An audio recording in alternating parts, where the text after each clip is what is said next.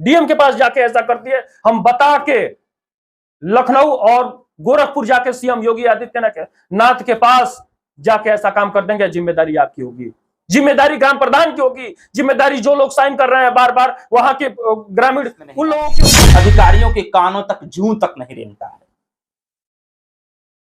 वहीं जब उन्हें किसी घटना के बारे में पता चलता है तो तत्परता ऐसे दिखाई जाती है कि मानिए कि सर्वे सर्वा वही और 1 से 2 दिन में शिकायतकर्ता के मामले का निस्तारण कर दिया जाता है। बेशर्म कोई गाली नहीं है, लेकिन ऐसे बेशर्मों को, जिसको शर्म ना है वो बेशर्म है, ऐसे बेशर्मों को कैसे हम समझाएं, कैसे कहें? ये लड़ाई केवल हमारी कोर्ट में विचाराधीन है, यह मामला कोर्ट में विचाराधीन है। अब बताइए ना, तहसीलदार कोर्ट द्वारा वो मामला फाइनल कर दिया गया, बेदखली का आदेश दे दिया गया, लेकिन अभी 2023 में, साल भर पहले, अब तक वो लिखा क्या जा रहा है, लेखपाल द्वारा और प्रधान द्वारा साइन कराया जा रहा है। यानी ये लोग की मिली भगत है। उत्तर प्रदेश के जौनपुर का ताइक्वांडो खिलाड़ी अनुराग यादव हत्याकांड से कौन अनजान होगा। घटना को अंजाम दे दिया गया, गिरफ्तारी हो गई, कार्रवाई का आदेश भी हो गया, आने वाले समय में वहां पर बुलडोजर भी चलने वाला है। लेकिन जब इस घटना के मुख्य आधार तक जाया जाता है तो वास्तव में किसकी लापरवाही सामने आती है। तो जब मामले पर थोड़ा सा और गहराई से समझने का प्रयास किया जाता है तो अनुराग यादव हत्याकांड के लिए सीधे तौर पर भू राजस्व विभाग की कमजोरी सामने आती है, उसकी लापरवाही सामने आती है, लेखपाल की लापरवाही सामने आती है, कानूनगों की लापरवाही सामने आती है। जब आदेश हो जाता है, 40 वर्षों से यह लंबित मामला है, एक ऐसे विभाग को जो कि विशेष रूप से जमीनी विवाद के मामले के निस्तारण के लिए ही उसको चयनित करके बनाया गया है, फिर भी कोई एक मामला 40 वर्षों तक लंबित कैसे रह सकता है। हालांकि तत्काल कार्रवाई से इस मामले में लेखपाल को निलंबित कर दिया गया, कानूनगो पर जांच किया गया, कार्रवाई, गिरफ्तारियां हो रही हैं। मीडिया का टोटल फोकस जौनपुर हत्याकांड पर है, लेकिन घटना के बाद भी मीडिया पहुंचती है। पहले इस मामले को कोई दिखाना पसंद नहीं करता है। भू राजस्व विभाग क्या कर रहा है, ये लगभग हर जिले की कहानी है। हर जिले में किसी न किसी पेपर में इस मामले को, प्रिंट मीडिया में, इलेक्ट्रॉनिक मीडिया में, डिजिटल मीडिया में इस मामले से जुड़ी खबरें आती रहती हैं, लेकिन उतने प्रकाश में नहीं आती है। अधिकारियों के कानों तक जूं तक नहीं रेंगता है। वहीं जब उन्हें किसी घटना के बारे में पता चलता है तो तत्परता ऐसे दिखाई जाती है कि मानिए कि सर्वे सर्वा वही और 1 से 2 दिन में शिकायतकर्ता के मामले का निस्तारण कर दिया जाता है। तो क्या भू राजस्व विभाग को केवल इसीलिए जाना जाए कि कोई व्यक्ति अपनी जान दे दे या जान देने के लिए आतुर हो जाए तब वह मामले के लिए जागेगी? भू राजस्व विभाग क्या कुंभकर्ण की तरह हमेशा एक अच्छी नींद में चली जा रही है क्या, कि उसे हर बार एक बड़ी घटना का अंजाम या बड़ी घटना की आशंका के बाद ही जगना पड़ रहा है? ऐसा ही एक मामला आया है, एक पेपर का कटिंग जो जून 2024 का है, बहुत तेजी से वायरल हो रहा है। एक पीड़ित दिव्यांग परिवार जो अपने पड़ोसी से नाली के बहाव को लेकर परेशान था, इसकी शिकायत वह पहले तो अपने पड़ोसी से निवेदन किया, जब वो लोग नहीं माने तो इसकी शिकायत उसने लेखपाल से किया, कानूनगो से किया, डीएम से किया, एसपी से किया, लेकिन किसी अधिकारी ने उसकी एक न सुनी। कई महीनों तक ये चलता रहा शिकायत का क्रम, और अंत में वह दिव्यांग परिवार इस चीज के लिए आतुर हो गया कि थका हारा क्या ना करता।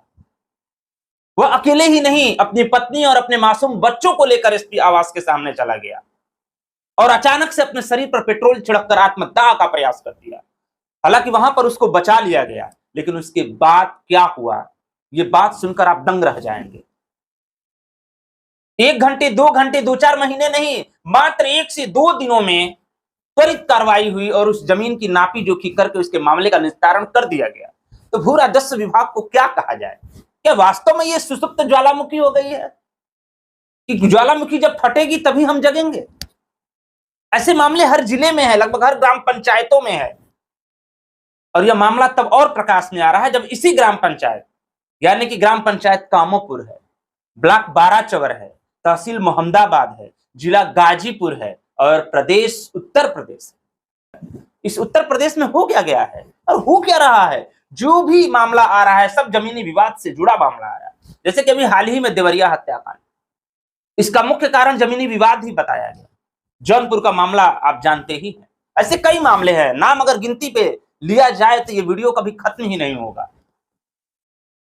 मोहम्मदाबाद तहसील का जो 12 चौर ब्लॉक है, ग्राम पंचायत कामोपुर है, वहां के एक शिकायतकर्ता ने ग्राम सभा की जमीन, वहां के काफी जिम्मेदार लोगों ने अतिक्रमण के द्वारा कब्जा कर लिया।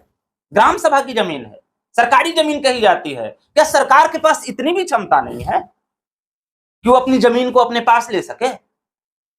और एक शिकायतकर्ता बार बार सरकार का दरवाजा खटखटा रहा है, न्यायालय का दरवाजा खटखटा रहा है, और वो बता रहा है कि जहां पना आपकी जमीन पर कुछ पूर्व जो कि अधिकार में रहे हैं, पूर्व प्रधान हैं, और भी कई जिम्मेदार लोग हैं जो उस पर अपना कब्जा जमा चुके हैं। अपनी जमीन देखिए।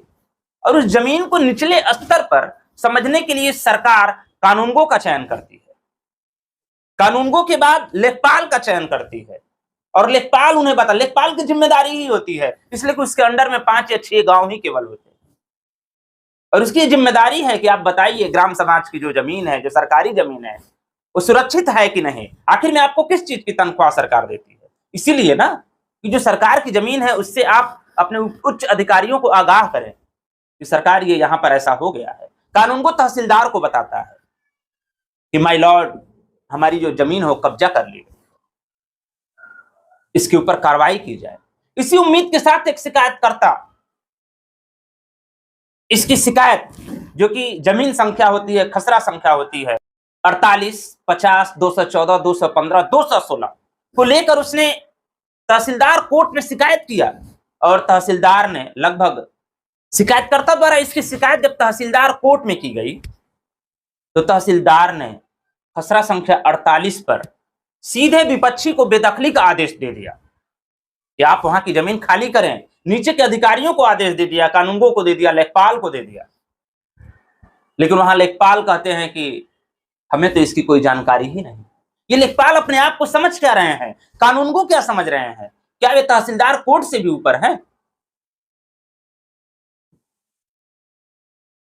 और इसमें 30/11/2023 को तहसीलदार कोर्ट द्वारा जो आदेश दिया गया, इस आदेश को लेकर, आदेश की प्रति को लेकर शिकायतकर्ता सरकार के हर उस न्याय के दरवाजे को खटखटा रहा है, जगा रहा है। एक आम आदमी की देखिए क्या चेष्टा है।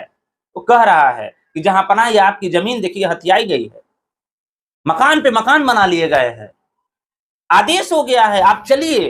ये आम नागरिक का इतना आप लोग उपेक्षा कर रहे हैं, जो कि आपको आपका कर्तव्य सिखा रहा है। और ये मामला मेरे पास तक आया है, शिकायत की हर एक प्रति के साथ, उसकी हर एक प्रति आपको दिखाई जाएगी इस वीडियो में।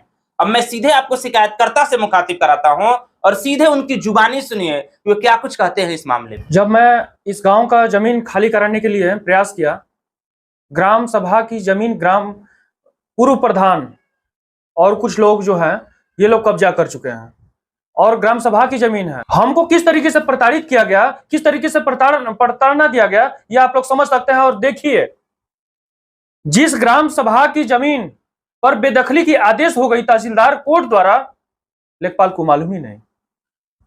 लेखपाल कह रहा है कि हमें जानकारी ही नहीं है। आपको एक मामला देख रहे हैं, हम कई मामले देख रहे हैं। बताइए ना, कितनी बड़ी लापरवाही। 1076 पे कॉल करके हम फोन करके ये बताया गया तो उसमें निस्तारण लगा दिया गया। आख्या जब हम देखने का प्रयास कर रहे हैं कि उसमें रिपोर्ट क्या लगाई गई, तो वो खुल ही नहीं रहा। फिर 1076 पर कॉल कर रहे हैं, 1076 पर कॉल करके ये बताया जा रहा है कि इसका निस्तारण कर दिया गया है, और कहीं ना कहीं इसके निस्तारण में हम पूछे कि क्या लिखा गया है, तो साफ तौर से लिखा गया है कि यह केवल 48 नंबर पे यह जमीन कोर्ट में विचाराधीन है, यह मामला कोर्ट में विचाराधीन है। अब बताइए ना, तहसीलदार कोर्ट द्वारा वो मामला फाइनल कर दिया गया, बेदखली का आदेश दे दिया गया, लेकिन अभी 2023 में, साल भर पहले, अब तक वो लिखा क्या जा रहा है, लेखपाल द्वारा और प्रधान द्वारा साइन कराया जा रहा है। यानी ये लोग की मिली भगत है। मिल क्यों रहे हैं? केवल इसका खेल है। हम कुछ कहेंगे नहीं, कहेंगे तो लोगों को बुरा लग जाएगा। बेशर्म कोई गाली नहीं है, लेकिन ऐसे बेशर्मों को, जिसको शर्म ना है वो बेशर्म है, ऐसे बेशर्मों को कैसे हम समझाएं, कैसे कहें? ये लड़ाई केवल हमारी नहीं है, ये हर एक जिले, हर एक राज्य की है। अगर तहसीलदार कोर्ट द्वारा इस तरीके से बेदखली का आदेश कर दिया गया, तो उसमें क्यों दिखाया जा रहा है कि अभी कोर्ट में विचाराधीन है? लेकिन ग्राम प्रधान और कुछ लोग क्यों साइन करते रहे हैं? क्यों? क्योंकि उन लोगों की मिली भगत है। किस तरीके से हमें परेशान किया जा रहा है? अगर इस तरीके से नहीं होता है, अगर सही रिपोर्ट नहीं लगाई जाती है, अगर उसकी खाली नहीं होती है, क्या अशोक यादव, जैसा कि बताया जा रहा है, हमारे ही गांव में अशोक यादव जो है, जो उनको न्याय न मिला और वो एसपी के पास ऐसा किए, कौन सही है कौन गलत है हम नहीं कहते, एसपी के पास अपने परिवार को पूरा लेके मीटेड पेट्रोल डाल लिए, क्या हमें भी ऐसा करना पड़ेगा? तब न्याय मिलेगा। जब नापी होती है तो लेखपाल द्वारा हमें वहां पर बुलाया जाता है, हमारे पास सीधा प्रूफ है, कोई अधिकारी मांगे हम देंगे, हमें बुलाया जाता है लेखपाल द्वारा कि आप आइए। वहां पर हम सीधा कहते हैं कि वहां पर जाएंगे, तो कहीं ना कहीं अगर हमारे पर वार होता है तो जिम्मेदारी आपकी होगी, नहीं तो प्रशासन बुलाइए, तो वो कहते हैं कुछ नहीं होगा। आपकी जिम्मेदारी है, आप करिए, लेकिन ये लोग करेंगे नहीं, क्योंकि इसका खेल है, इसका खेल है। अभी बताइए ना, ये फर्जी रिपोर्ट लगा दिया जा रहा है, इन लोगों पर कार्रवाई नहीं होगी। हम ये कहते हैं आज खुले मन से, ये कहते हैं अगर इन लोगों पर कार्रवाई नहीं होती है, लेखपाल पर कार्रवाई नहीं होती है, लेखपाल सही काम नहीं करता है, तो लेखपाल पर कार्रवाई होनी चाहिए, नहीं तो ये डीएम के पास जाके ऐसा करती है, हम बता के लखनऊ और गोरखपुर जाके सीएम योगी आदित्यनाथ के पास जाके ऐसा काम कर देंगे। जिम्मेदारी आपकी होगी, जिम्मेदारी ग्राम प्रधान की होगी, जिम्मेदारी जो लोग साइन कर रहे हैं बार बार वहां के ग्रामीण उन लोगों की होगी, जिम्मेदारी कहीं ना कहीं लेखपाल की, अकानगो की होगी, जिम्मेदारी तहसीलदार की होगी, एसडीएम की होगी। अगर हमारे साथ कुछ भी होता है, अगर विपक्ष द्वारा हम पर वार भी किया जाता है, तो जिम्मेदारी इन लोगों की होगी, जो लोग कब्जा किए हैं वो लोग, नहीं तो लेखपाल प्रधान अकानगोई की होगी। ये शिकायतकर्ता की व्यथा थी। मामला स्पष्ट है, ग्राम सभा की जमीन है, अतिक्रमण करने वाले लोग भी, कब्जा करने वाले लोग भी वहां के जिम्मेदार लोग, क्या मिली भगत है उनका और लेखपाल कानूनगो के बीच, ये तो जांच का विषय है। लेकिन जो आशंका, जो संदेह शिकायतकर्ता ने जताया है, वास्तव में इस पर सोचना जरूरी होगा। हालांकि इस प्रकार का कदम किसी भी शिकायतकर्ता या किसी भी पीड़ित को नहीं उठाना चाहिए, क्योंकि इसका अधिकार हमारा संविधान हमें नहीं देता है। भू राजस्व विभाग को इस प्रकार के मामले पर स्वतः ही संज्ञान लेना चाहिए, क्योंकि ये मामला बड़ा न हो। धन्यवाद।